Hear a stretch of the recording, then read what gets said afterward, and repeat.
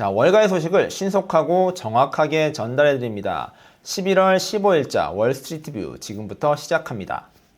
자, 첫 번째 소식은 역대 최고점은 찍었는데 5주 만에 멈춘 상승세에 대한 이야기입니다.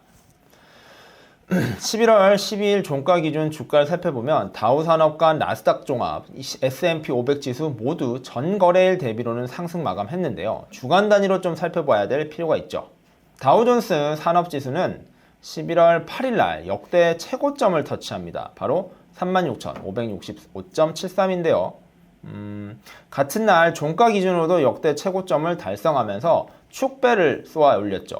하지만 그 다음 날부터 바로 주가가 하락이 했죠. 3거래일 연속 하락을 하고 다음날 겨우 반등에 성공했는데 주간 단위로 살펴보면은 36,327.95를 기록했던 11월 5일 금요일보다 11월 12일자가 결국엔 하락을 했습니다. 이렇게 주간 단위로 주가가 하락한 것은 5주 만의 일이라고 하죠. 요 사이에 어떤 일이 있었느냐? 바로 노동부에서 발표한 소비자 물가지수가 6.2% 상승하는 일이 있었습니다. 90년 11월 이후 연간 기준 최고 상승이라고 했고 6개월 연속 5%가 넘는 굉장히 높은 상승률을 기록한 것이죠. 이러한 인플레이션 우려에다가 테이퍼링이 시작됐고 이제 금리 인상까지 될 것이라는 우려의 목소리로 인해서 주중에 이렇게 주가가 흔들린 것이죠. 마지막 날엔 반등에 성공했는데 다른 주가들도 한번 살펴보겠습니다. 나스닥 지수를 살펴보면은 나스닥 지수는 11월 5일 지지난주죠. 지지난주에 장중 16,000포인트를 처음으로 터치했습니다. 역시 최고점을 기록한 거죠. 그리고 종가 기준으로는 15,982.36을 기록한 11월 8일 지난주 월요일 날 종가 기준 역대 최고점을 터치합니다. 역시 축배를 들 상황이어야 하는데 역시 또 너무 오른 것에 대한 부담감으로 인해서 조정이 이루어지고 있었습니다. 나스닥 역시 지지난주 대비 지난주 종가가 결국에는 하락하며 주간 단위 하락세를 면치 못했고요. S&P 500 지수 역시 같은 결과를 보였습니다. 11월 8일 날 역대 최고점을 종가 기준, 장중 기준 다 터치를 했다가 그 다음에 계속 조정에 들어가면서 결국에는 지난주 주가가 지지난주 대비 결국에 또 하락하는 결과를 낳았죠. 결론적으로 3대 지수가 모두 지지난주 대비 지난주 종가 기준으로는 하락세에 접어들며 완연한 조정이 이루어지는 것이 아닌가라는 우려의 목소리를 키우고 있는 상황입니다. 자, 그럼 이쯤에서 역대 최고점 돌파가 다시 가능할지를 살펴봐야겠죠. 현지의 뉴스에서도 이런 상황에 대해서는 평가가 갈리고 있습니다. 낙관과 우려가 교차하고 있다는 것인데 상당수는 조금 낙관적으로 보는 경우가 많긴 합니다. 더 스탁 마켓이 조금 행복해 보인다. 왜 그런지에 대해서 들려드리겠다. 그리고 이러한 무서운 인플레이션에도 불구하고 왜 이런 것이 주식시장에 영향을 미치지 못하는가. 이런 분석 자료 기사들이 나오고 있고요. 반면에 주식시장이 이제 곧 조금 위험해질 수 있다. 지금까지 보던 상황과 다를 수 있다라는 경고도 나오고 있습니다.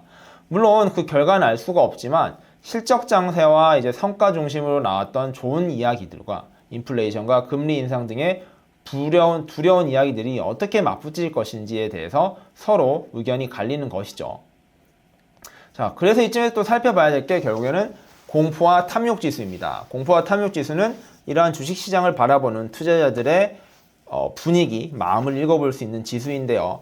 CNN 비즈니스를 통해서 살펴본 11월 12일자 기준 탐욕 지수는 83점입니다.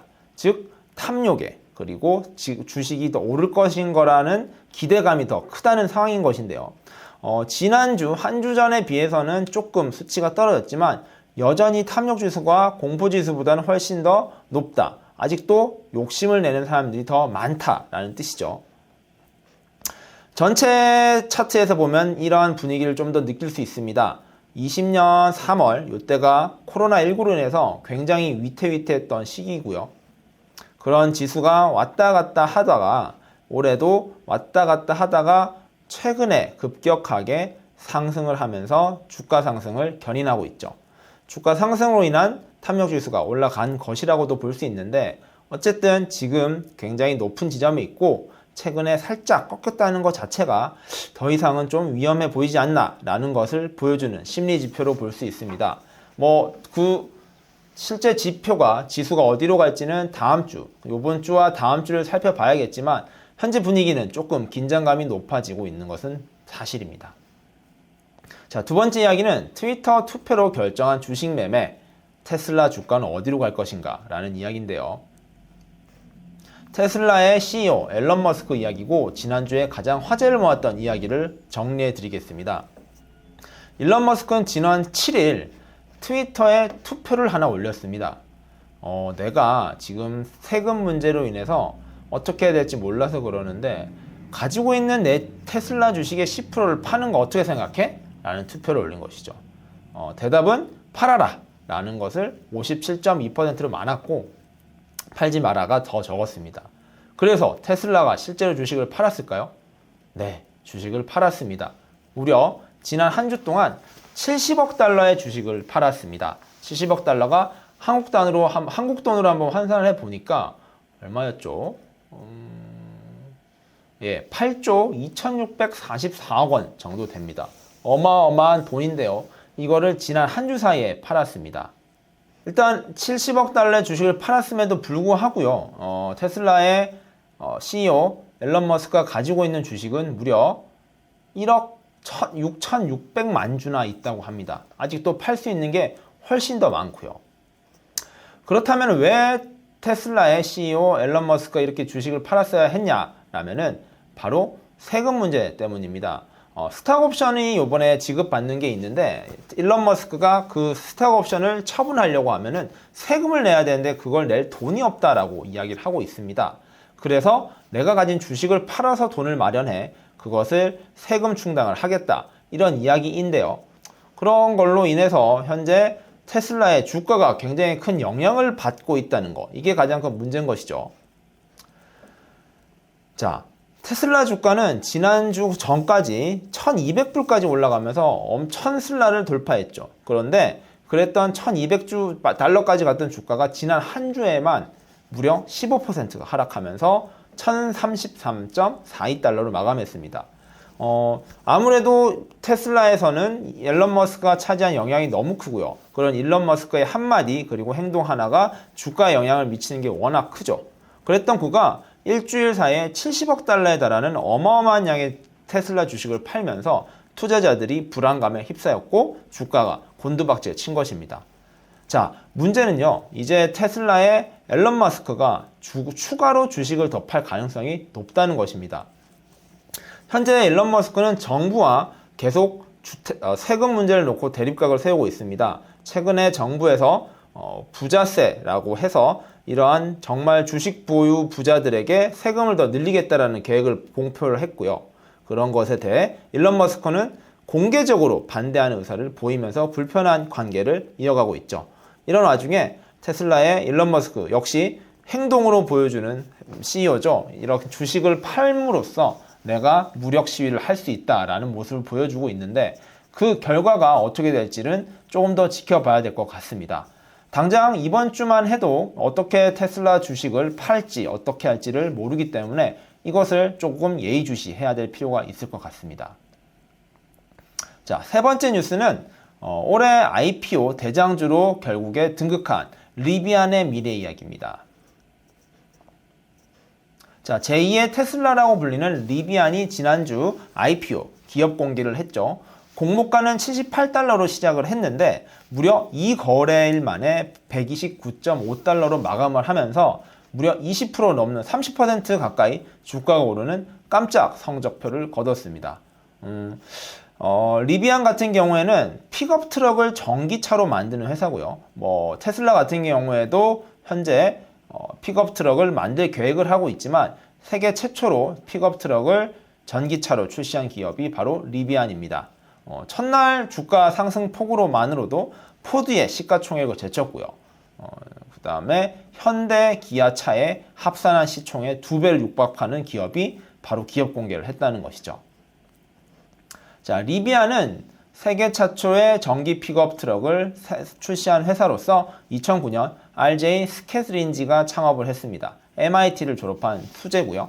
현재 이 회사의 주가는 아마존과 포드가 각각 20%와 12%를 보유하고 있습니다. 뭐 포드라는 회사가 현재 시가총액으로는 리비안에 하루 만에 밀렸지만 실제적인 대주주에 참여를 하고 있으니까 그 영향력은 같이 상부상조하는 것이죠. 이 사람이 그 CEO입니다. 그리고 상장을 기념하는 기념 촬영 사진이고요. 자, 이렇게 리비안이 성공적인 데뷔전을 치렀는데 이러한 컨벤션 효과가 어디까지 갈 것인가? 이것이 현지 상황에서의 가장 큰 궁금증입니다. 먼저 장점과 단점들 그리고 그런 것들이 부각되고 있는데 리비안은 사실 올해 처음으로 차를 팔았습니다. 2009년 창업을 했는데 13년이 걸린 것이죠. 창업 10년 만에 첫 차량을 판매에 성공했는데 과연 이런 판매가 순조롭게 이루어질 것인가에 대한 의구심이 있습니다.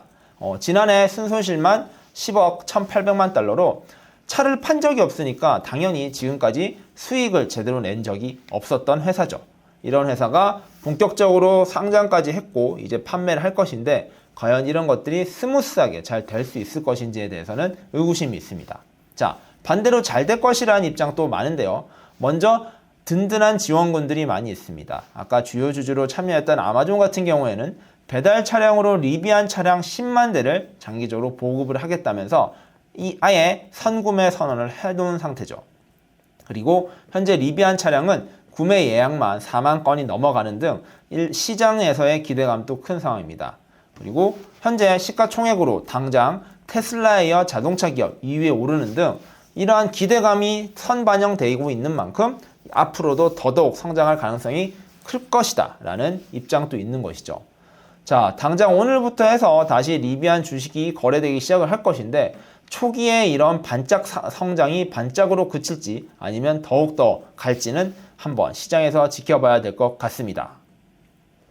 자, 간단하게 이번 주 일정을 살펴보면서 마무리를 해볼 건데요. 미국 기준으로 살펴보겠습니다. 15일 오늘 기준으로 미국 뉴욕 엠파이어 스테이트 제조업 지수가 발표되고요. 그리고 자동차 제외 소매 판매 실적도 나옵니다. 이어서 수입 물가, 수출 물가 지수도 나오고 중요한 11월 16일 날 화요일 날 월간 소매 판매량이 나올 것인데 이것이 어떻게 될 것인지에 따라서 앞으로 시장의 향방, 인플레이션의 방향, 그리고 시장 내수에 대한 경제도 살펴볼 수 있을 것으로 예상됩니다. 자, 이렇게 주요 지표들이 발표되는 것들이 이번 주에 몇 가지 있으니까 한번 살펴보면 좋을 것 같고요. 자, 오늘 준비한 소식은 이 정도로 정리를 하고 다음번에 더욱더 알찬 소식으로 돌아오도록 하겠습니다. 그럼 성투하시길 바라겠습니다. 다음에 뵙겠습니다.